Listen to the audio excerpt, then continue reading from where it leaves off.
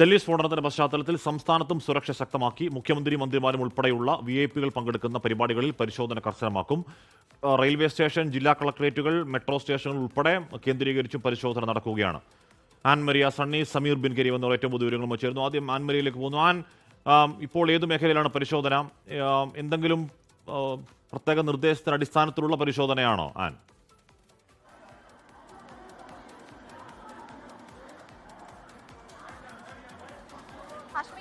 രാത്രിയോട് കൂടി തുടങ്ങിയ പരിശോധനയാണ്. എറണാകുളം ജില്ലയിൽ മുഴുവനായിട്ടും പരിശോധനയുണ്ട്. അത് പ്രധാനമായിട്ടും റെയിൽവേ സ്റ്റേഷനുകൾ, മെട്രോ സ്റ്റേഷനുകൾ എന്നിവ കേന്ദ്രീകരിച്ചിട്ടാണ് പരിശോധന നടക്കുന്നത്. നമ്മൾ ഇപ്പോൾ നിൽക്കുന്നത് എറണാകുളം സൗത്ത് റെയിൽവേ സ്റ്റേഷനിലാണ്. ഇവിടെ പോലീസിന്റെയും RPFന്റെയും അതോടൊപ്പം തന്നെ ഡോഗ് സ്ക്വാഡിന്റെ എല്ലാം നേതൃത്വത്തിൽ വ്യാപകമായിട്ടുള്ള പരിശോധനയാണ്. കഴിഞ്ഞ ഒരു 10 മണിക്കാണ് ഇവർ പരിശോധന ആരംഭിക്കുന്നത്.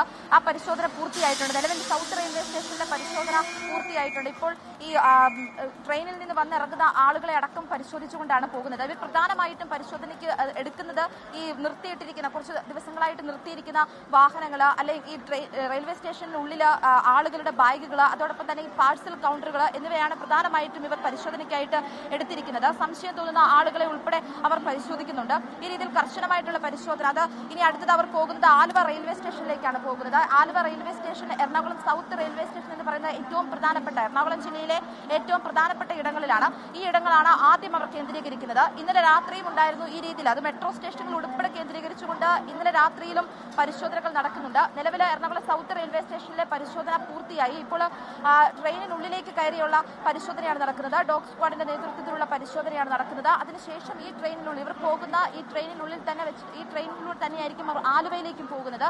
ആ ആലുവയിലേക്ക് പോകുന്ന സമയം ഈ ട്രെയിനിനുള്ളിലും പോലീസിന്റെയുള്ള പരിശോധനകൾ നടക്കും. നമുക്ക് അതിന്റെ ഉള്ളിലേക്ക്, ട്രെയിനിനുള്ളിലേക്ക് നമുക്കിപ്പോൾ കയറാം.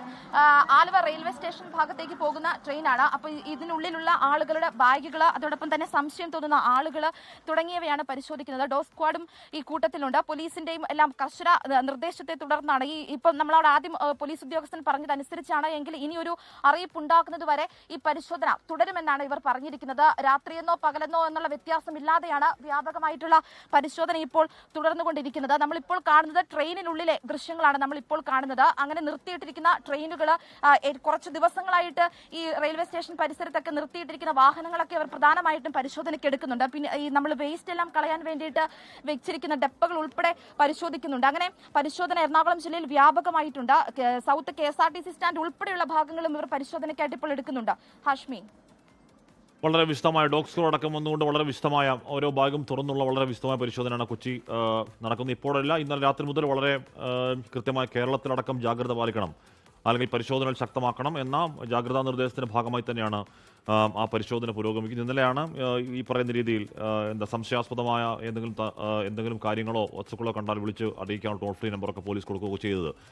ലോകത്തെവിടെയായാലും ഏത് സമയത്തും 24 വാർത്തകളും ഓഗ്മെന്റഡ് റിയാലിറ്റി പാക്കേജുകളും എക്സ്പ്ലെയിനറുകളും വിശദമായി കാണാൻ ഞങ്ങളുടെ YouTube ചാനൽ നിങ്ങൾക്ക് സബ്സ്ക്രൈബ് ചെയ്യാം.